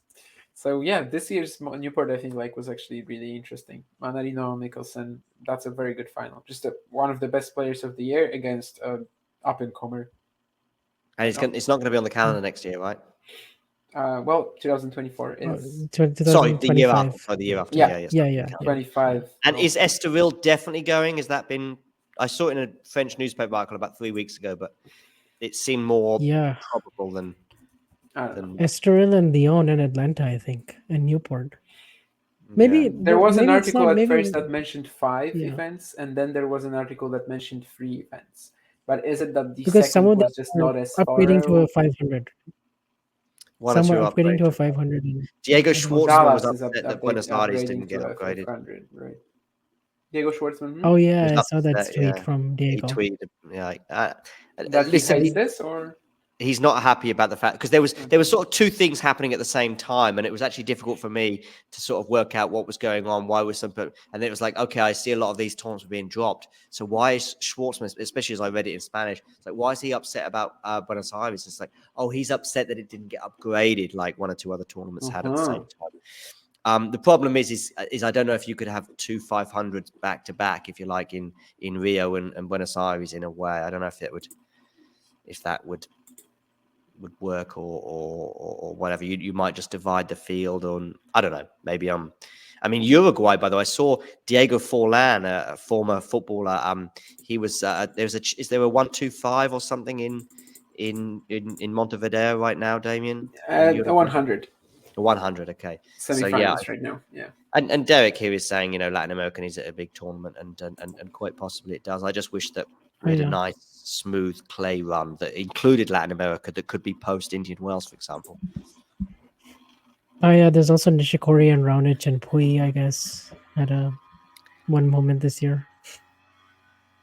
Nishikori, yeah. What's the situation with him now? Is he injured again? Yeah, injured pretty again. much. Even though he played really well, dude, he was playing really well in Atlanta and Beat Jordan the challenger Thompson, that he won before that. who Yeah, we're mentioning a lot, and yeah, won a challenger. Actually, he became the first ever unranked winner of an ATP Challenger Tour event. I think this is the longest we've ever spoken about Jordan Thompson without talking about his style. Look, I just want Brandon Nakashima to be back in the top 50. Just give me that. Maybe it's gonna happen tomorrow. He fights for 25 more points in Dunderet, his last event of the season. Unfortunately, I'm not gonna see it from the stands. I'm gonna see it, well, getting back to my hometown if I actually, if the timing is right. If I'm not gonna be driving at that point. But yeah, it was cool to watch him for sure. Is this your last tournament of the year, Damien? This challenger in Sweden? Just 2 more weeks of challengers. I'm not going to either. So yeah, this is my last. And when does the next gen start? There is a week of Davis Cup now, which you know because you're there. And then it's the next gen ATP finals in Jeddah. And there's no warm up, right, before the matches, so they're just gonna walk on the court and. No, there's a practice. There's a special practice court dedicated for the warm ups. Yeah, no. I know that, but like the match, as soon as they walk on the court, the match will just start. Like there's no. I mean, there's the coin toss. There's the coin toss, and then. Yeah, the coin toss, and then they'll just start playing. So. Yeah. I know a lot of that'll be people are really quite keen interesting. on that, but isn't there a bit more risk of injury like that? Or There's a special practice court dedicated for warm-ups. okay, right, okay. They're just gonna warm up all outside of the arena. Yeah. Okay. Oh, Well, outside of the Yeah. arena, outside of the main court. Let's say that. yeah. I mean, I guess that should work I fine. mean, it cuts down on the time that tennis Yeah. matches take, and that's one of the ideas. Obviously, Honestly, there's also that I like that 25 change. 50s, Like if right? that gets implemented on the main tour, I would not be against it. Of course. I mean, this is just so obvious, and honestly, one of the Yeah. main things that tennis can do is just start matches when they are supposed to start, which is, I don't know, the first match of Right. the day starts at noon. It should start at noon. It shouldn't start at noon 15 or noon 20, which sometimes at these big events, especially, right? I mean, 9 Yeah. p.m. Have we actually seen a match start at 9 p.m.? Of course not. And yeah, it's just such a simple Yep. change that would really improve tennis in terms of I like the agree. broadcasting rights and for TV. We get presentations. I mean, there was one for the world number 1 the other day, which is fine. Yeah, Presentation's I know. fine, but you could still just make it 2:10 instead of 2:30 when the match was supposed to start. Yeah, exactly. Yeah. Then the match started at 2:50. Such a simple change. So it's good that the next gen finals is at least introducing some of these, rules. Definitely one that I also love is the 15-second break between points that are no longer than one shot. So like serve, unreturned Yeah. serve, return into the net. The break is only 15 That's you can seconds. change. And in double fault, that's the fourth case. So yeah, the break is then 15 seconds, not 25. Like, why would you need another break? I think there's also going to be a clock after the first serve. I know 2 before players the that need second serve. that So need that's kinda 25. tough. I know 2 players Yeah. that need 25 seconds. Nadal Well, I and mean, both. Djokovic. I mean, Nadal, Djokovic, and Murray. Like they all, Oh, is Murray? Is he pretty bad with that as well? be. Oh, yeah, he takes a long time between first and second serve, especially a long time. But that's You Yeah, can't. Djokovic, Cilic. Yeah, Cilic, Chile. even Zverev yesterday. I mean, how many times was he bouncing the ball? Like just so much. It was Yeah. crazy. All right, let's call it a night. Damien, Vanch, call it an afternoon for Vanch, call it a night for Damien and I. Big thanks to you Yeah. for being here for the best part of 4 hours. And we'll be catching up with both of you very soon, no doubt. Plenty of tennis still to come, but also plenty of other chat and all sorts of things going on, even in December. I'm going to make sure I get round to doing these matches of the year. I'll have to get a pen and paper out and work out a fair way of doing it. I could put it to a vote, but that's too risky. You put it to the vote, like to a not a vote amongst us. I mean, a vote amongst those crazy people out in the real world. You'll get like 5 Djokovic matches or something, and 5 Iga Swiatek. But you don't have to. You can just use it as guidance, right? Yeah, exactly. Yeah. Which is not a very democratic way to do it, but then people are nuts. There needs to be some sort of control over it. Yeah. Otherwise, it's Medvedev, Zverev. Yeah, right. Especially if Srihari is if somehow voting, he's Srihari is just creating bot accounts. Yeah, exactly. Yeah. And he actually would have the skills to do it, probably. Probably would. He probably yeah. He knows. And let me tell you this: Talking Tennis doesn't have the software to bounce the bots away. Anyway, on that bombshell, we'll call it a day, call it a night. Thank you to you guys, and we'll speak to you soon. Yeah. Yep. Thank you. Yeah, and I'll be doing a show soon with Damien on the Iga and Carlos show. So I kind of forgot. We have to do that. When are you doing it? Yeah. Doing it now or? No. Maybe tomorrow or day after. Okay. Yeah. Cool. Tomorrow or so just keep your eye out. Their year's done. Their year has been. Who had the better year? Was that something you might even? Is it possible to answer? Oh, of the two, if you want to compare between tours, I guess. I don't know. Gotta be Iga. Yeah, but black and white, it's Iga. Black and white. We're actually answering it. Yeah, I mean, black and white's Iga. There's no doubt about that. But if you go like, expectation, age, because what's the difference in age? Is Iga like a year older? 2 years older? 2 years. So trajectory wise, it makes sense why you brought them together. But there is it's like who's had the better year. Sinner Rybakina or Medvedev? say again. Rybakina or Medvedev? Right, I guess. Yeah, It's I an don't easy know one. if I Medvedev. understand the comparisons. Yeah, but like, who's had the better year? Medvedev or Liam Brody? Liam Brody has had. But Oh, he's had okay. You mean in terms that's of what I mean. But perception and I'm giving an expectation? extreme Okay. there to then suggest. Oh my god. Okay, I think we better end this before this gets so crazy. Is it actually Liam Brody?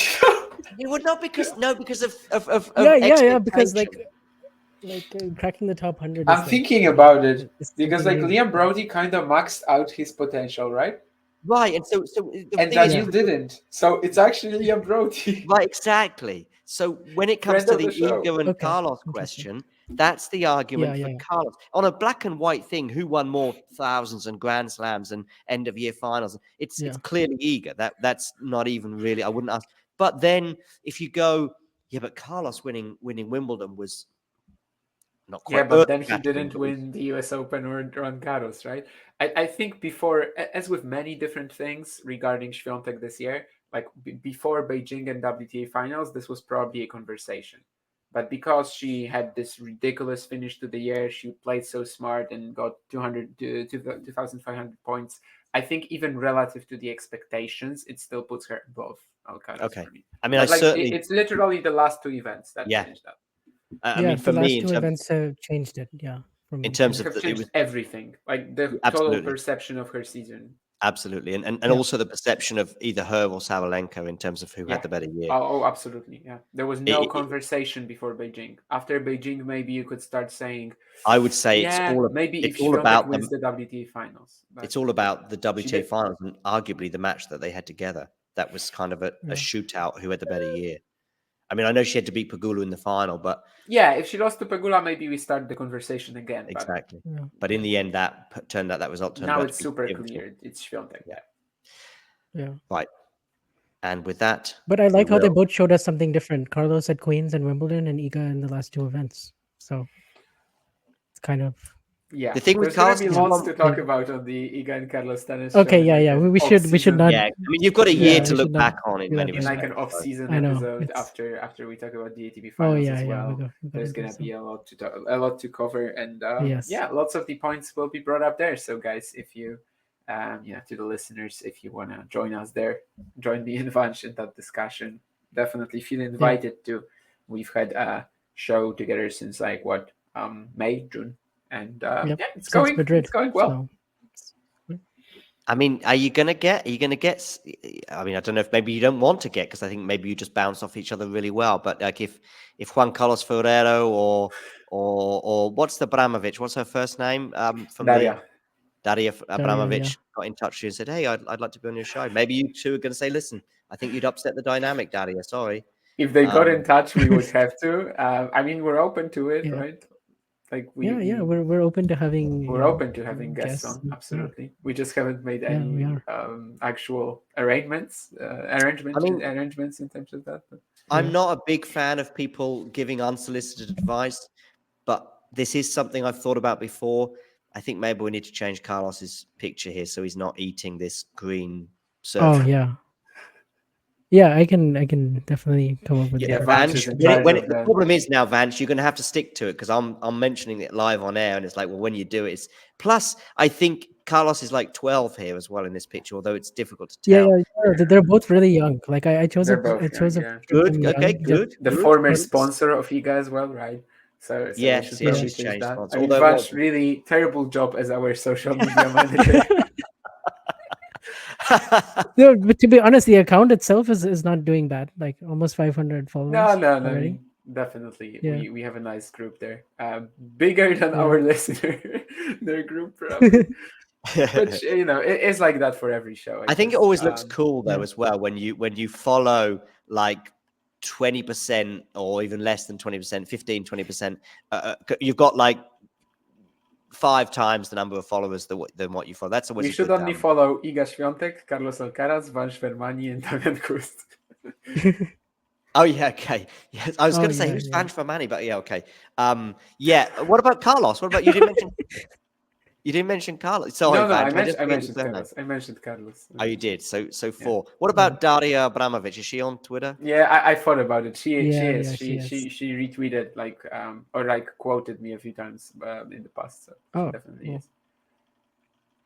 Yeah. So yeah, you should just follow those. Yeah, she just reads everything that is there. Is about Warsaw on the calendar next year? No, I don't think it is it? Warsaw No, is because not. of the Olympics, they decided not to. But it's also not coming back in 2025.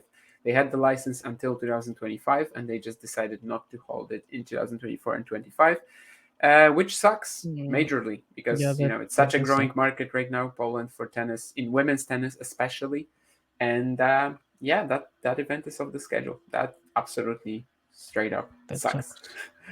Thanks to my father for the like on Facebook, by the way. I don't know whether that occurred during this last little chat about Igor and Carlos, but he's put his like. He loves our show. Yeah, he does love it. Yeah, well, he likes it. Actually, he doesn't love it because you can love things on. You can I also wanted to hate. say he loves our Igor and Carlos tennis show. I'm sure he does. Yeah, I'm sure he's an avid Yeah. listener. I mean, he doesn't even know how to say Djokovic's name. Basically, he's sort of as aware of who he is, and he'll say his name. But by the way, if you really want to be super cool, you need to be like the tweet of God, because I thought of him when you were talking about just following like 4 people, because God is actually on Twitter and he follows one person. But he's got 6 million followers, which I think if you're God, it's not that great. But anyway, whatever. Follows one, and the one person is Justin Bieber. So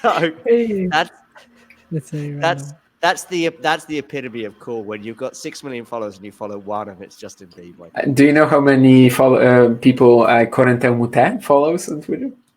How many he follows? Yeah. 10? None. Oh, 0. Yeah, Okay. none. That's why he's asking it. Yeah.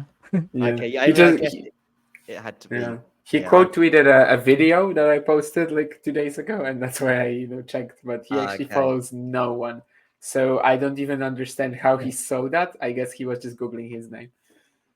Yeah, he could have put his name in the search. Googling, I mean, putting his name in the search bar or whatever. Right. Enjoy your show in a day or two, and enjoy the rest of your days, evenings, and whatever else is going on. Take care, and everybody, you know the drill. If you enjoyed this video, make sure you hit that like button. Don't forget to subscribe and click that notification bell so you don't miss out on all things tennis.